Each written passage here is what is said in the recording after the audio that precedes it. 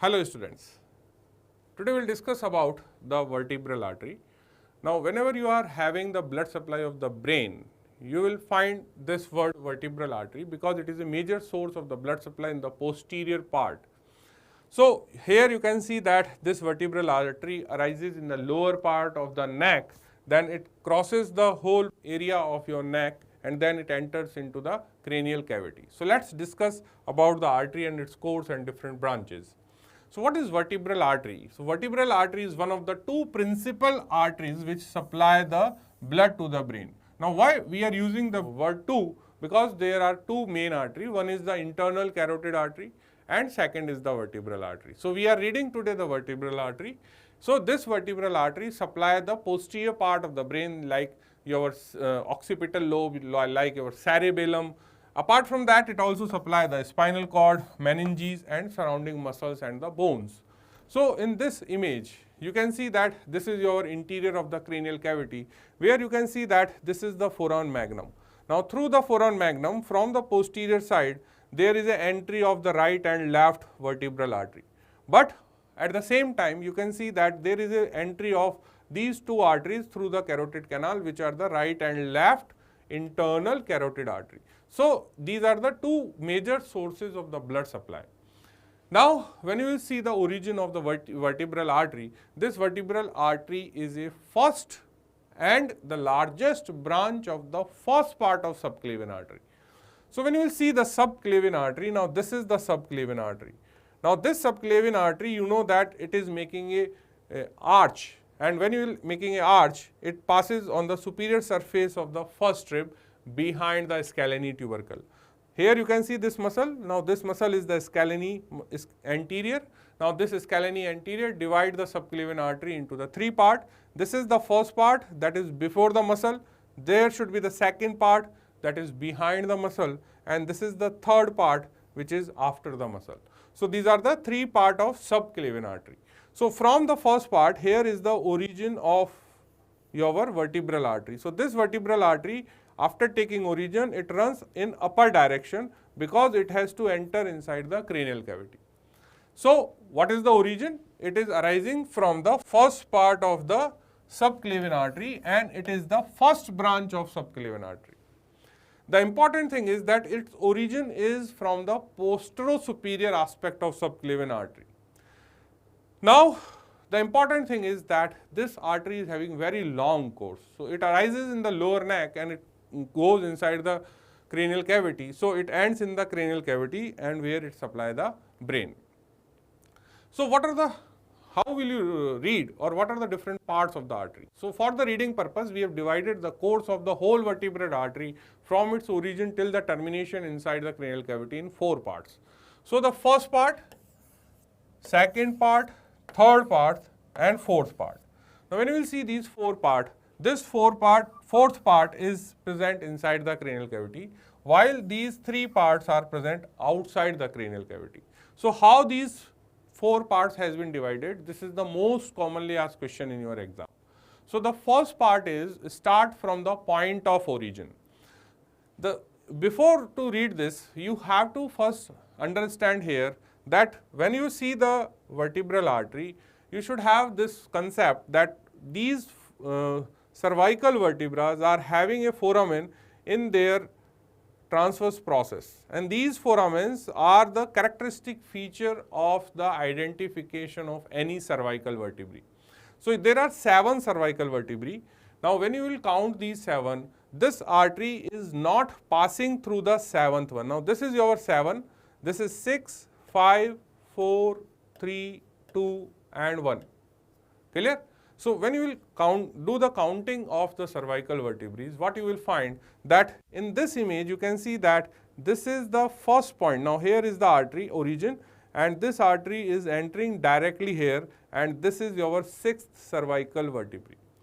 So whenever you are having the cervical vertebrae in your hand, you are having the transverse foramina, that is known as foramen transversorium on the cervical vertebrae, and these foramens will allow the passage of vertebral artery, and then this artery will ultimately enter into the foramen magnum. So we have divided the course in the 4 parts. The first part is from the origin till it enters into the foramen transversorium of say 6. So, this area is become first part of vertebral artery. So, what is the first part of vertebral artery? From the origin of the artery from subclavian to the foramen transversorium of C6. It is not C7, it is 6th cervical vertebrae. So, I am saying this again and again that the 7th cervical vertebrae is also having the foramen transversorium, but that foramen does not allow entry or the passage of vertebral artery. So, vertebral artery enters into the transverse process of 6th cervical vertebrae. This is the first question for your exam. Now, when you will see the second part, now this from C6, so 6, 5, 4, 3, 2, 1. So, up to this is your second part. So, second part is the part of the artery which runs through the all foramen transversorium from 6 to 1st cervical vertebrae. So, the foramen transversorium of C7 does not transmit the vertebral artery, which has to be always in your mind. Now, we will talk about the third part. Now, the third part is this turn. Now, you can see that up to the margin of foramen magnum after reaching up to the C1. So, from the foramen transversorium of C1 and up to the margin of this foramen magnum, this area is the third part and this area is below the occipital bone. So, this area is sub-occipital region. In this sub-occipital region, you are having a sub-occipital triangle. So, third part lies in the sub-occipital region into a triangle which is known as sub-occipital triangle. Then the fourth part I told you, it is intracranial part. That means the artery has been entered now into the cranial cavity through the foramen magnum. So, again we will see what are the different parts of the artery. So, if you are reading the artery, you have to divide this artery into the 4 parts. How? The first part starts from the origin till the entry into the transverse process of foramen of C6. So, this is the first part. Then from C6 to the C1, this is your second part. Then this is the loop which is present in the sub-occipital region. This is the third part, and the fourth part is inside the cranial cavity. So, let us talk about the first part of the vertebral artery. So, when you will see the first part of the vertebral artery, it extends from the origin from the subclavian artery to the foramen transversorium of 6th cervical vertebrae. Now, this is again I am saying because it is very important question. Now, this part when you will see it runs upward and backward. Because why backward? Because the subclavian artery is quite anterior and you have to go towards the cervical vertebral transverse processes which are lies in the posterior plane. So, the artery will take origin and it will go posteriorly, and when you will have this relation of the artery, you will find that there is a triangle is present which is known as scaleno-vertebral triangle. Now, this area is present between the scalenius anterior muscle and the longus colli muscle. So, in this diagram, what you are able to understand that this is the artery. Now, this artery is going in the upward and backward direction. Clear? Now, here you can see that this is the muscle which is known as longus colli, and this is the muscle is scalenius anterior. So, there is a formation of this angle, and at this angle this artery is going towards the angle between the longus colli and scalenius anterior, and this angle is known as scaleno-vertebral triangle. Clear? So, this is one of the angle of this triangle. So, it runs behind the common carotid, vertebral vein and the inferior thyroid artery. So, this is something is important in terms of the relation. When you are writing the relation of the first part of the vertebral artery, anteriorly you will find the 3 things. One is the common carotid artery along with this carotid sheath, then inferior thyroid artery and vertebral vein. So, in this image, if you will see what you are able to understand that here you can see that this is the artery, but artery always runs behind the vertebral vein, and you will find that these vertebral veins are also passing through the foramen transversorium, and veins lies anterior, this vertebral vein lies anterior to the your vertebral artery. Clear? But apart from that, here you can see that this is the origin of common carotid artery, and this common carotid artery is also crossing the first part of your vertebral artery. Why? Because the common carotid is going straight forward and upward, while the vertebral artery, after taking origin, is going posteriorly towards the cervical vertebrae. So because of this reason, the anterior aspect of vertebral artery is crossed by the common carotid artery. In the same way, when you will see the origin of your inferior thyroid artery, now here you can see that this is the origin of inferior thyroid artery. So again, the inferior thyroid artery has to come anteriorly, while the origin of the vertebral artery will go posteriorly to enter into the transverse process of the 6th cervical vertebrae. So because of this reason, again you can see relative relation that this inferior thyroid lies anterior to this vertebral artery. So what are the anterior relation of the vertebral artery? First is the inferior thyroid artery, then you have seen that it is crossed from anterior side by the common carotid artery, but obviously you will have the vertebral vein which lies anterior to the vertebral artery. Now, what are the posterior relation? So behind that you will find the transverse process of the C7. So this is again the important thing to understand, that artery is not entering into this transverse process of C7, but it passes just in front of the transverse process of the C7, and then it enters into this foramen of C6. Clear? The another important posterior relation is the ventral rami of C7, C8 now and stellate ganglia. Now my dear students, when you are seeing this image, what you are able to understand, that there are rami of the nerves are present. Now you can see these are the rami. Now these rami are every place, either it is seeing into the upper part of the cervical region, or if you are able to see here in the lower part of the cervical region, you will find that they are related with the posterior side of vertebral artery. So this is the most important question in the exam, that ventral rami lies anterior to the artery or posterior to the artery. So every rami, you can see that these rami lies behind the artery, but this is the sympathetic chain. Now this sympathetic chain is anterior to the second part of the artery, or I should say it lies anteriorly to the transverse processes of the upper cervical vertebrae, but in the lower part this sympathetic chain is making a ganglia which is known as stellate ganglia. Now this stellate ganglia comes between the C7 and vertebral artery. So here at this point the sympathetic chain is running downward, but the artery is crossing like this.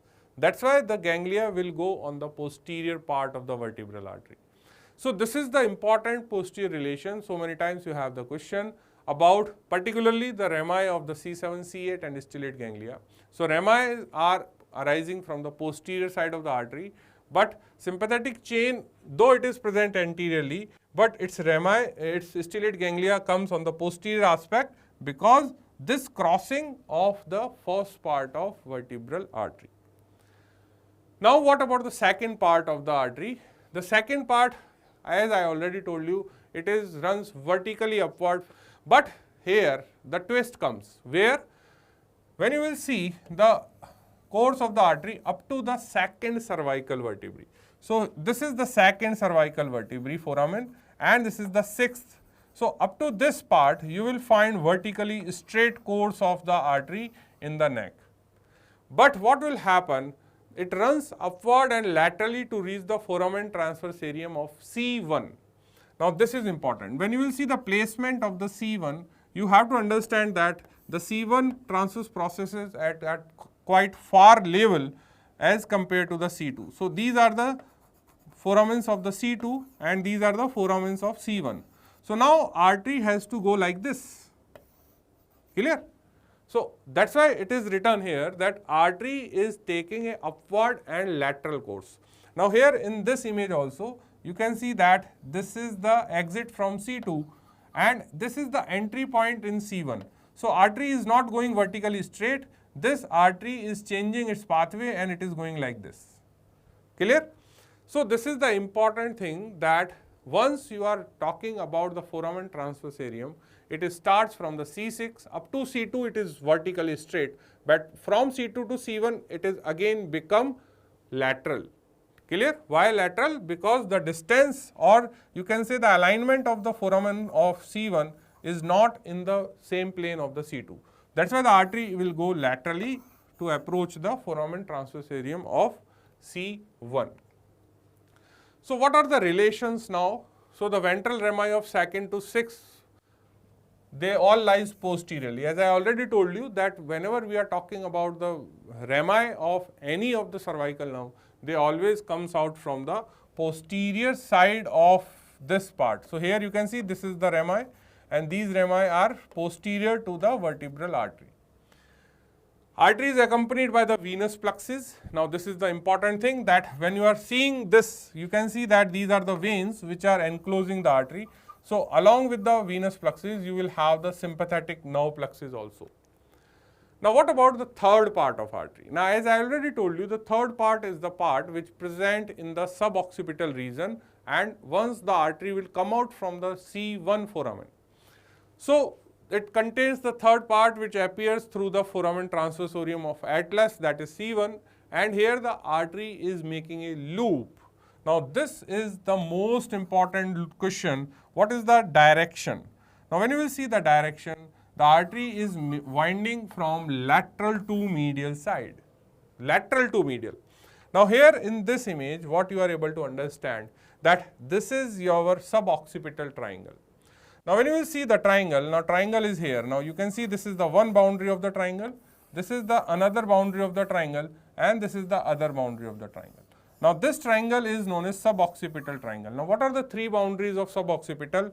This is obliquus capitis superior, this is obliquus capitis inferior, and these are the rectus capitis posterior major and minor. Now in this triangle, what you are able to understand, that this artery will come out from the foramen transversarium of C1. Now this artery has to enter into the foramen magnum, and that foramen magnum has to be here deep to these muscles. So artery will go from this point to this point. So but obviously it has to go from lateral to medial side. This artery also come from lateral to medial side, so that they can enter through this foramen magnum. Now the important thing is that the artery is visible posteriorly. You are seeing the norma occipitalis. The artery is not going from the anterior side, it is going from posterior side. So this is the posterior part of the superior articular facet of C1. So this artery is winding posteriorly from lateral to medial side. Here you can see it comes from lateral to medial side. So this is the first and most important question. It is very frequently asked question, that the loop or the winding part of the third part of the vertebral artery is directed from lateral to medial side behind the lateral masses. Now this is the important question. It present on the posterior aspect of the lateral mass of atlas. Lateral mass means superior articular facets of atlas.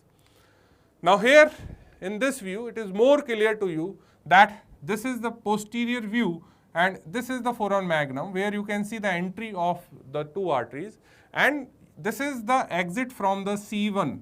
So from the exit from C1 to this entry of foramen magnum, you can see that the artery is going to make a loop, and this winding is from the lateral to medial side.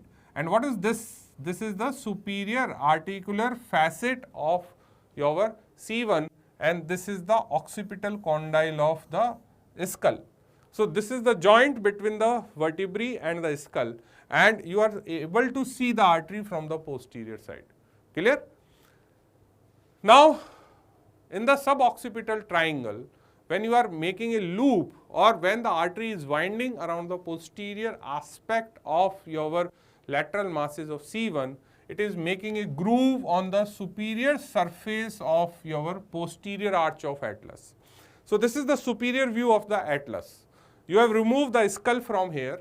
After removing the skull, you can see that these are the two surfaces, articular surfaces of your C1.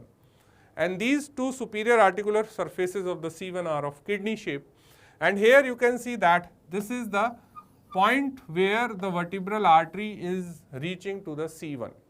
Now once it will reaching to the C1, it is making a loop on the posterior side of the superior articular processes of the C1, and here they are making a groove on this superior part of the posterior arch. So this is most commonly asked question in your spotting. So many times you are having a marking in this area and the question comes is that which structure lies in this loop. So one of the structure lies is the third part of vertebral artery. There is one more structure that we will see in the coming slide. So you have to understand that when the artery is taking a turn or when the artery is making a loop to enter inside the foramen magnum, it runs on the superior aspect of the C1 arch behind the superior articular facets. Then the artery leaves the triangle and it goes deep to the lateral free edge of posterior atlanto-occipital membrane. Now this is again the question which has been asked so many times. It enters through the lateral free edge of posterior atlanto-occipital membrane. Now what is atlanto-occipital membrane? Now this is the posterior view. Here you can see that this is the upper border of your superior part of the C1 and this is the margin of foramen magnum. Now between these two you can see this green color area. Now this green color area is the atlanto-occipital membrane. Now when you will see the lateral part, there is a small gap is present. The membrane is not closed in this area. Now this is the defect, or you can say this is the part through this, or you can say this is the free edge, and through this free edge the artery is entering inside the foramen magnum. So this is the artery which is making a loop and then it will enter inside. So to enter inside the foramen magnum, the artery has to pass, or you can say the artery has to puncture this green color membrane. So there is a natural aperture is present, or the free edge is present in the posterior atlanto-occipital membrane. And ultimately the vertebral artery enters into the cranium through the foramen magnum. Now this is the very, very important question. It is a 5-star question. Always you have this question in your spotting as well as in your Viva questions, that what is the relation of the third part of artery with C1 now. Now my dear students, this question has been asked in two ways. One is that you are having the question, write down the structures on the superior surface of the arch of C1 behind the superior articular facet, or you may have the question, write down the relation of the third part of artery with the first cervical nerve. So here you have to first understand that this is the first cervical nerve. Now because it is a spinal nerve, so here you can see there is a two root. This is the anterior root or the ventral root, and this is the dorsal root where you can see the dilatation, that is the ganglia. Now these two roots are joining here to form the spinal nerve, and this nerve is dividing into the two parts. This is the ventral ramus and this is the dorsal ramus. Clear? So where is the dorsal ramus? So this is the dorsal ramus which I am making with the red color here. So this is the dorsal ramus and this is the ventral ramus. So the first thing comes is that when you will place the third part of the vertebral artery, here you can see that if I will make the artery, now you have to understand that suppose this is the entry of the artery and this artery will go like this. So this artery lies on the dorsal ramus, not on the ventral ramus. So here you can see that this is the artery and this artery is going like this, and in this image you can see that this artery is overlapping the dorsal ramus of C1. You can compare both the diagram. Now this is the question of your exam. What is the medial relation of artery and what is the inferior relation of artery? Now if I am talking about the inferior relation of the third part, so what is below the third part? Now this is the third part. Now below the third part you can see now there is a dorsal ramus of the C1, and this dorsal ramus of C1 is also having another name, is sub-occipital nerve. So the question comes is that name the structure which lies between the posterior arch of atlas and third part of vertebral artery. So in this image you can clearly see that this is the third part of vertebral artery, this is the bone, and in between you can see that this is the posterior ramus or dorsal ramus of C1. While the ventral ramus of C1, now this is the ventral ramus of C1, it comes in the medial relation. So here you have seen that this is going anteriorly, so this will become medial relation, and this dorsal ramus is passing posteriorly but below the third part of vertebral artery. So third part of artery is separated from the posterior arch of atlas by the dorsal division or dorsal rami of first cervical nerve, which is known as sub-occipital. So this question always should be there in your mind. Now in this image also you can see that this is the third part of the artery, and this is what you are able to see is the sub-occipital nerve which lies between the artery and the arch of your C1. Now sometimes you may have the posterior relation of the third part also. So this triangle, that is I told you sub-occipital triangle, is posterior side closed by a muscle, and this muscle is known as semi-splenius capitis. So this semi-splenius capitis which is present here is closing the posterior aspect of this area, and that's why it is known as posterior relation of the third part of vertebral artery. Now what about the fourth part? Now fourth part is not visible from outside, it is intracranial. So once the artery enters from the foramen magnum, it is present from the posterior atlanto-occipital membrane to the lower border of pons, and you know that pons is a part of the brain stem, and you know that brain stem is having the midbrain, pons and medulla. So this artery will reach up to the lower border of the pons. So right and left both vertebral artery, as soon as approaches the pons, they will join together to form a common artery. So the vertebral artery enters the cranium through the foramen magnum, and once they will enter into the foramen magnum, they will pierce the two meninges, dura mater as well as arachnoid mater. So they pierces the arachnoid and the dura, and here it lies on the anterior surface of medulla oblongata. So here you can see that this is the green color area is the meningeal dura. We have removed the occipital bone. So now you can see this green membrane, this is actually the dura mater, and artery is not visible because it has been entered inside the dural mater. Now here in this image, what you are able to see is that this is the covering, this is the dura. Now here we have removed the dura. Now you can see that this artery has been entered inside, and this artery lies on the anterior side of this medulla. Now above the medulla, what is this? This is the pons, and above the pons, this is the midbrain. So the artery is running on the anterior side of the medulla inside the cranial cavity. Clear? So after piercing the dura, the fourth part of vertebral artery meets or enters into the subarachnoid space. So because it has been pierced the arachnoid mater also, so you know that arachnoid mater is a very important layer, and the below arachnoid mater there is a subarachnoid space which contains the CSF. And as soon as the artery pierces the arachnoid mater, but obviously it enters into the subarachnoid space, and in the subarachnoid space here you are having the large areas which are known as cistern. Then it on the medulla oblongata near the rootlets of the hypoglossal nerve, it winds or inclines medially. So here also you can see that now this is the anterior aspect of the medulla, where you are able to see that this is your artery. Now where is the artery? Now this is the artery. Now this is the one side artery, this is the another side artery. But on the same time you are able to see that these are the rootlets of hypoglossal nerve. So this artery comes in relation with the rootlets of hypoglossal nerve in the subarachnoid space. Clear?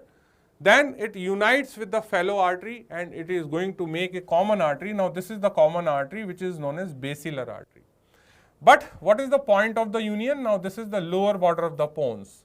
So up to this lower border of the pons, it is the fourth part. After the lower border, the basilar artery is formed. So the vertebral artery ends at this point. So what is the origin point of the vertebral artery? You can see it is in the neck from the first part of subclavian. And what is the terminal point of the vertebral artery? It is intracranially, where it joins with the opposite artery to form the basilar artery. Clear? So what are the branches of vertebral artery? You have seen the 4 part. So first part is having no branch. There is no branch from the first part. Now whatever the branches are there from the second, third and fourth part has been divided into the 2 areas extracranially, that means artery supplies outside the brain, outside the cranial cavity, and the branches which arises inside the cranial cavity. So the second and third part will give the branches which are extracranial, and the fourth part will give branches intracranially. So what are the extracranial branches? The extracranial branches are mostly spinal branches and muscular branches. Now these spinal branches are intersegmental spinal arteries. What does it mean? That these branches enter into the vertebral canal through the intervertebral foramina.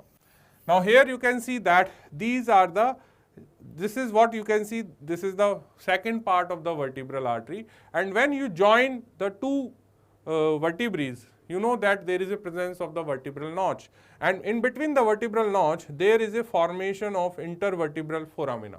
So the arteries will arise and they enter through the intervertebral foramina inside the vertebral canal, and in the vertebral canal these branches will supply the spinal cord, meninges around the spinal cord, and the bone, that means your cervical vertebrae. So these are the spinal branches which are actually intervertebral branches. They enter inside the vertebral canal. Then you will have muscular branches. These are arising from the second and third part to supply the muscles which are present in sub-occipital region and in around the vertebral area. Now what are the intracranial branches? Now there are 4 intracranial branches. You can see there are 5 names. Why I am saying 4? Because this posterior spinal artery is generally not a direct branch of the vertebral artery. So there are 4 most constant branches: meningeal branches, anterior spinal, medullary and posterior inferior cerebellar artery. Posterior inferior cerebellar artery, it is known as PICA, PICA. What is that? Posterior inferior cerebellar artery, which is known as PICA. Now this posterior spinal artery is a branch of PICA. This posterior spinal artery is a branch of posterior inferior cerebellar artery. So this posterior inferior cerebellar artery is one of the largest branch, or I should say the largest branch of the vertebral artery, and it supply, as the name itself suggests, it supply the cerebellum, it supply the medulla, it supply the lower part of the pons, and it also supply the choroid branches of the 4th ventricle. So it is a very important artery, because if this posterior inferior cerebellar artery will get obstructed, this much of area will lose the blood and the patient is having multiple neurological issues. So when you will see the intracranial branches, like here you can see that this is the vertebral artery, and this vertebral artery is giving the 2 branches, one is from right and one is the left, and these spinal artery are joining and they are making a single anterior spinal artery. So anterior spinal artery is 1 in number, but there are 2 vertebral arteries. Then how the anterior spinal can be 1? The only option is that both the spinal arteries are joining together and they are running on the anterior surface of your spinal cord. Clear? In the same way, here you can see that there is a posterior inferior cerebellar artery which is coming from this vertebral artery. Now this posterior inferior cerebellar artery is going to supply the cerebellum, plus it also supplies this adjacent part of the medulla and the pons. Clear? Then you will have the posterior spinal artery. Now this posterior inferior cerebellar artery is giving this artery. Now this artery is the posterior spinal artery. Where is the anterior spinal? Now this is the anterior spinal artery. So anterior spinal artery is a unpaired artery, while the posterior spinal arteries are the paired artery which are running on both the side on the posterolateral aspect of the spinal cord, and they are arising from the PICA, that means posterior inferior cerebellar arteries. Clear? So now at the end of this session of the vertebral artery, it has to be very clear in your mind that vertebral artery is having the 4 part. It arises in the lower neck and it ends into the posterior part of the cranial cavity, where the both right and left vertebral artery join at the lower border of the pons to form the basilar artery. And the most important questions are that it does not pass through the transverse process of the C7, and second thing is that when you are having the C1 in your hand, the first cervical vertebrae behind its superior articular facets, there is a groove is present on the superior part of the arch, and that groove is for the two structure. One is the sub-occipital nerve, which is a dorsal division, or you can say the dorsal rami of the C1 nerve, and the third part of vertebral artery. So these are the most important questions from this session. So this is all for the class. Thank you.